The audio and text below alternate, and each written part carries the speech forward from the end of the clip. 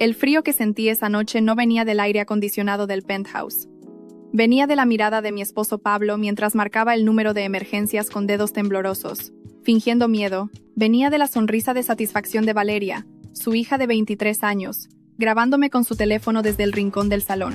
Y venía de mis propias manos, sorprendentemente tranquilas, mientras esperaba a que llegara la ambulancia psiquiátrica, porque yo sabía algo que ellos no sabían. Déjame contarte cómo llegué a ese momento, sentada en mi propio sofá, siendo acusada de loca por el hombre que juró amarme hasta la muerte. Todo comenzó 3 meses atrás, cuando Pablo recibió la llamada del notario. Su padre había fallecido en Valencia, dejándole 800.000 euros. 800.000, recuerdo que lo abracé, consolándolo por la pérdida mientras él lloraba en mi hombro. Qué ingenua fui, porque mientras yo creía que lloraba por su padre, él ya estaba calculando cómo quedarse con todo sin compartir ni un euro conmigo. Soy Elena, tengo 42 años y soy contadora certificada.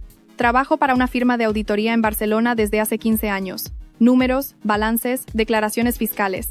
Eso es lo que hago. Eso es lo que soy. Y quizás por eso Pablo creyó que nunca sospecharía nada cuando empezaron los olvidos. La primera vez fue con las llaves del coche. Las dejé en la mesita de la entrada, como siempre.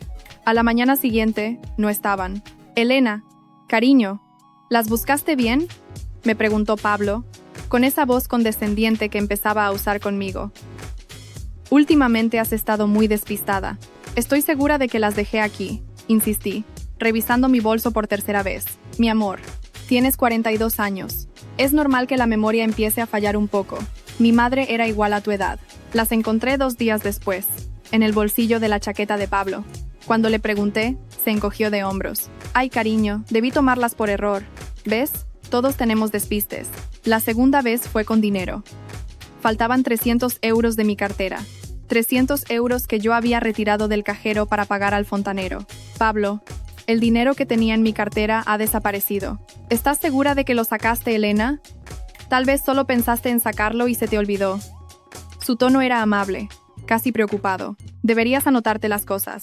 He leído que hacer listas ayuda con la memoria. Tengo el recibo del cajero. Le mostré el papel. Entonces lo gastaste en algo y no te acuerdas. Mi amor, no te lo tomes a mal, pero últimamente te veo muy ausente. La tercera vez fue con mi informe de trabajo. Un análisis financiero importante que había dejado sobre mi escritorio del estudio. Cuando fui a buscarlo a la mañana siguiente, había desaparecido. Tuve que pedirle a mi asistente que me enviara otra copia, inventando una excusa. Mi jefe no quedó nada contento. Fue entonces cuando empecé a sospechar. Porque soy contadora. Vivo detectando patrones, inconsistencias, números que no cuadran. Y esto no cuadraba. Entonces hice algo que Pablo nunca esperaría de su despistada esposa. Compré 3 cámaras ocultas por internet, pequeñas, discretas. Una la escondí en el reloj de pared del salón, otra en el cargador de teléfono del estudio, la tercera en el detector de humo del dormitorio, todas con grabación en la nube. Y esperé. No tuve que esperar mucho. 2 días después, lo vi todo.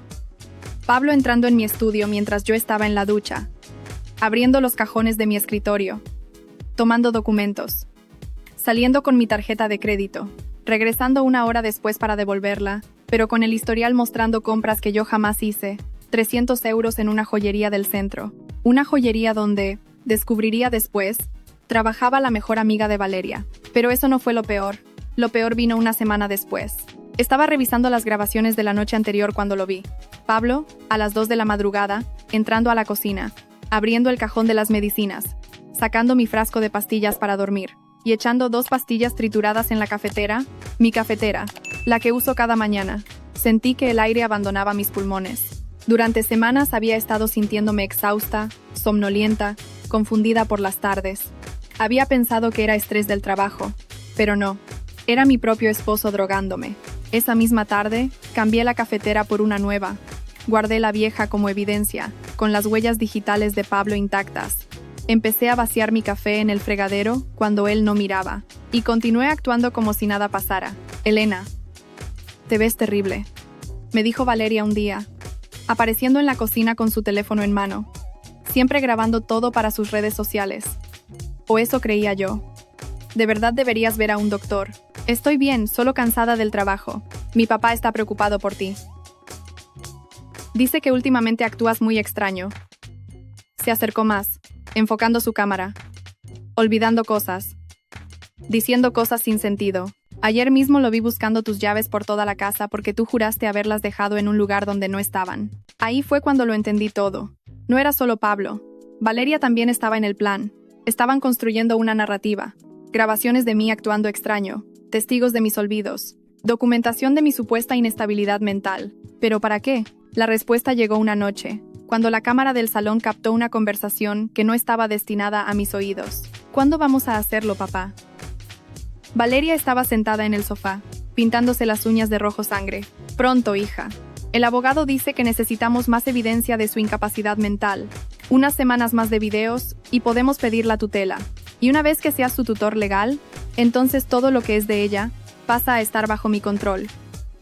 Su cuenta bancaria, sus inversiones, su parte de este apartamento, todo. Pablo sonrió.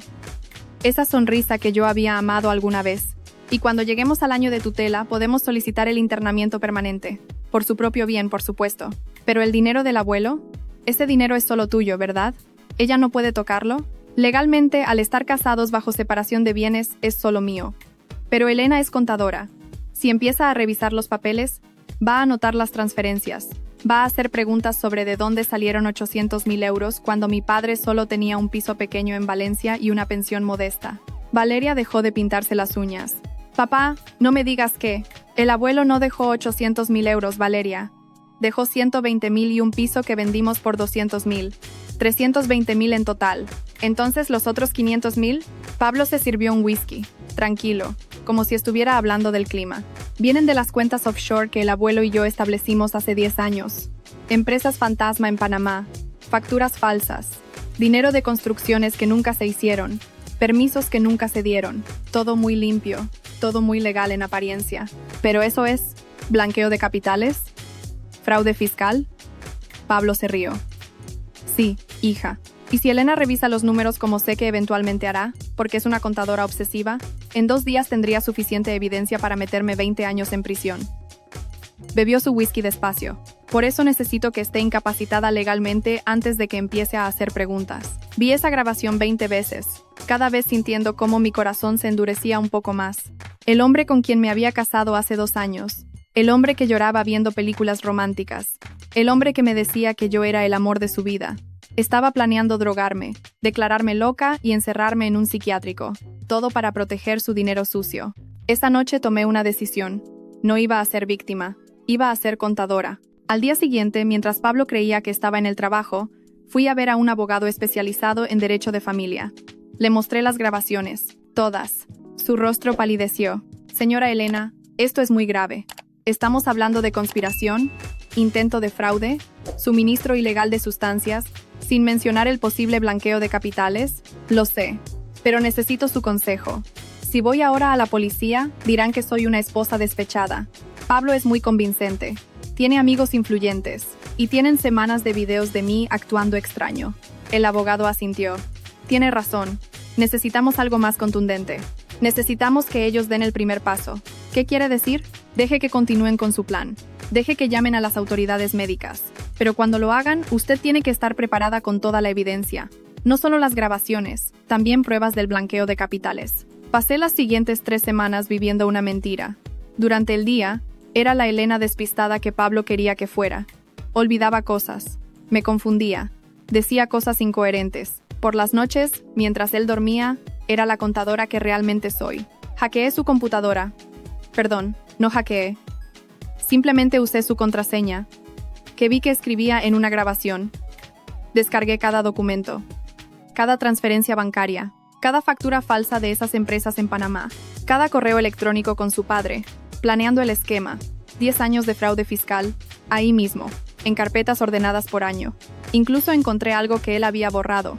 Mensajes con un médico privado, un psiquiatra que, por la módica suma de 5.000 euros, había acordado firmar un certificado de incapacidad mental sin siquiera verme, solo basándose en los videos que Valeria había grabado y una entrevista telefónica donde Pablo, usando una aplicación de cambio de voz, había pretendido ser yo, diciendo cosas delirantes. Todo estaba listo.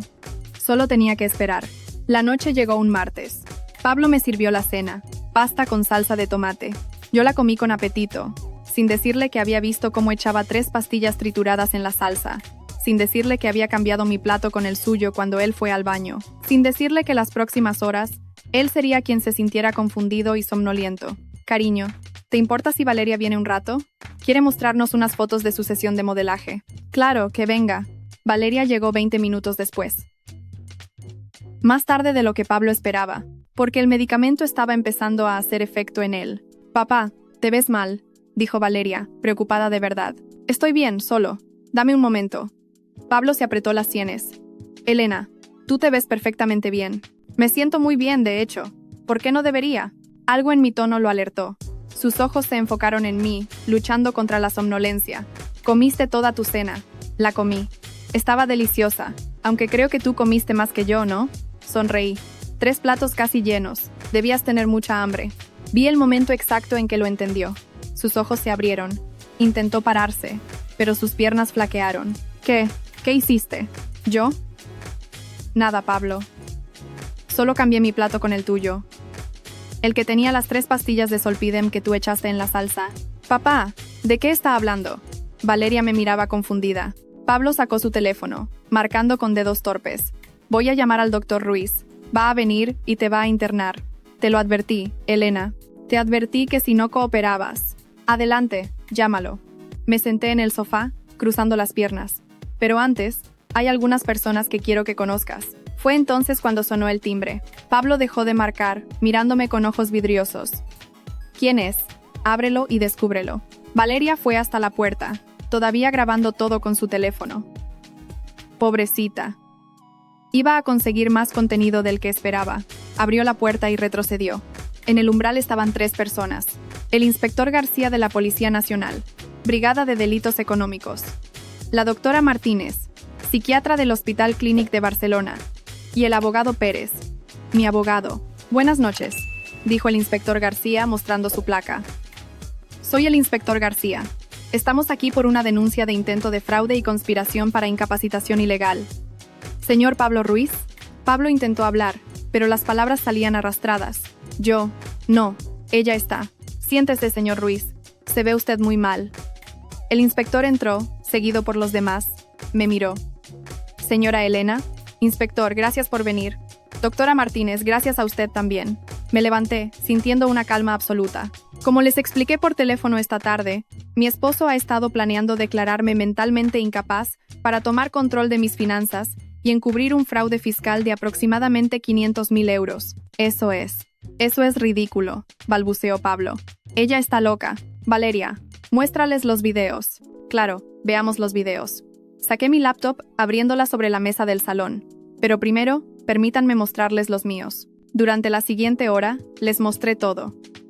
Las grabaciones de Pablo escondiendo mis llaves. Tomando mi dinero. Poniendo pastillas en mi café. Las grabaciones de su conversación con Valeria sobre el plan de tutela. Los documentos financieros de las empresas fantasma en Panamá. Las transferencias del dinero blanqueado. Los correos con su padre. Los mensajes con el doctor Ruiz, el psiquiatra corrupto que había aceptado 5.000 euros por un diagnóstico falso. Todo. La doctora Martínez tomó notas meticulosas. El inspector García hacía llamadas, coordinando con sus colegas. El abogado Pérez sonreía ligeramente, satisfecho. Pablo estaba sentado en el sofá, las pastillas haciéndolo cada vez más somnoliento, viendo cómo su mundo se desmoronaba. Valeria lloraba en un rincón, su teléfono olvidado en el suelo, todavía grabando. Señora Elena, dijo la doctora Martínez finalmente, voy a necesitar hacerle algunas preguntas para mi evaluación, pero basándome en lo que he visto aquí esta noche, puedo afirmar preliminarmente que usted no muestra ningún signo de incapacidad mental. De hecho, muestra una capacidad de planificación y análisis extraordinaria. Gracias, doctora. Lo que su esposo intentó hacer se llama gaslighting. Es una forma de abuso psicológico. Y combinado con el suministro no consentido de medicamentos, sacudió la cabeza. Es muy grave. El inspector García cerró su teléfono. Señor Ruiz, va a tener que acompañarnos a la comisaría. Hay muchas preguntas que necesitamos hacerle sobre las empresas Soluciones Inmobiliarias del Levante, Construcciones García y Asociados, y Gestión de Patrimonios Mediterráneos, todas registradas en su nombre y el de su difunto padre. ¿Y respecto al doctor Ruiz? Pregunté. Mis colegas están en su consulta en este momento. Parece que usted no es la primera mujer a quien ha diagnosticado falsamente. Hay al menos otros 3 casos similares en los últimos 5 años. Me permití sonreír entonces. Una sonrisa pequeña, pero real. Valeria me miraba, las lágrimas corriendo por su rostro de modelo. ¿Por qué? ¿Por qué hiciste todo esto? Mi papá solo quería proteger su dinero. Valeria, le dije suavemente, tu papá no quería proteger su dinero, quería robar el mío, y planeaba encerrarme en un hospital psiquiátrico por el resto de mi vida para hacerlo. Eso no es protección, eso es maldad.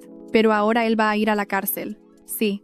Probablemente por fraude fiscal, blanqueo de capitales, abuso conyugal, suministro ilegal de sustancias, conspiración para fraude y soborno de un profesional médico. Conté los cargos con los dedos. El abogado Pérez estima entre 15 y 20 años. Pablo hizo un sonido, algo entre un gemido y un sollozo. Y tú, Valeria, eres mayor de edad.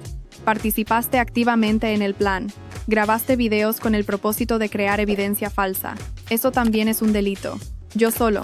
Mi papá me dijo que estabas realmente enferma. Yo solo quería ayudar. Entonces no debiste alegrarte tanto cuando hablaban de quedarse con mi dinero. Le mostré otra grabación, una que no había mostrado a la policía todavía.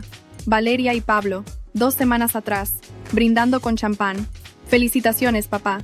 Pronto seremos ricos. La voz de Valeria clara como el cristal. Su rostro palideció. 3 semanas después, estaba sentada en el despacho del abogado Pérez, firmando los últimos documentos del divorcio express. Pablo había aceptado todos los términos desde la cárcel, donde esperaba juicio. No tenía muchas opciones. El fiscal tenía suficiente evidencia para encerrarlo de por vida. El apartamento es suyo, señora Elena, así como la compensación por daños psicológicos, más los costos legales que el señor Ruiz deberá pagarle. ¿Y el dinero blanqueado? Hacienda ha intervenido los 500.000 euros.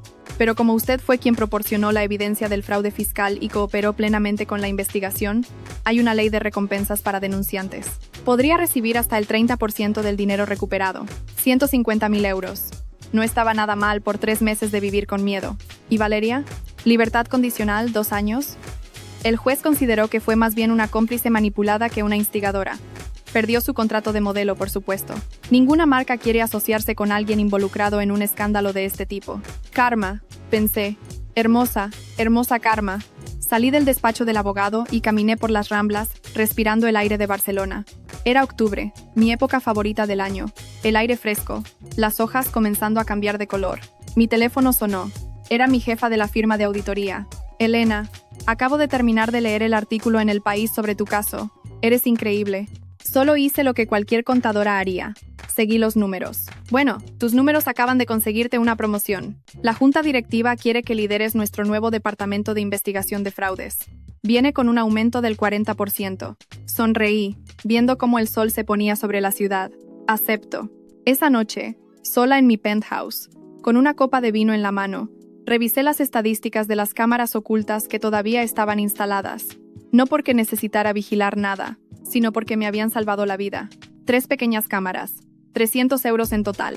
Eso fue todo lo que necesité para desbaratar un plan que Pablo y su padre habían estado construyendo durante 10 años. Eso y mi cerebro de contadora, por supuesto, porque al final, los números nunca mienten. Y cuando alguien intenta engañarte, siempre habrá un número que no cuadra. Una transferencia que no tiene sentido. Una historia que no suma. Solo tienes que saber dónde buscar. Y yo siempre sé dónde buscar. 3 meses después, recibí una carta. Era de Pablo, desde la prisión de Brians 2. Elena, decía la carta con su letra, que alguna vez me pareció hermosa. Quiero que sepas que lo siento. No de verdad. Siento haberte subestimado. Creí que eras solo una contadora aburrida que estaría demasiado asustada o confundida para defenderte. Nunca imaginé que serías tan meticulosa, tan paciente, tan implacable. Guardé la carta en un cajón. No con las otras cartas que había guardado de nuestra relación, las cartas de amor que ahora me daban náuseas, sino en un cajón nuevo, etiquetado simplemente como evidencia, porque nunca se sabe cuándo podrías necesitar un poco más de evidencia. Aprendí muchas cosas durante esos 3 meses de terror. Aprendí que el amor puede convertirse en veneno. Aprendí que las personas que juran protegerte pueden ser las que más quieren lastimarte.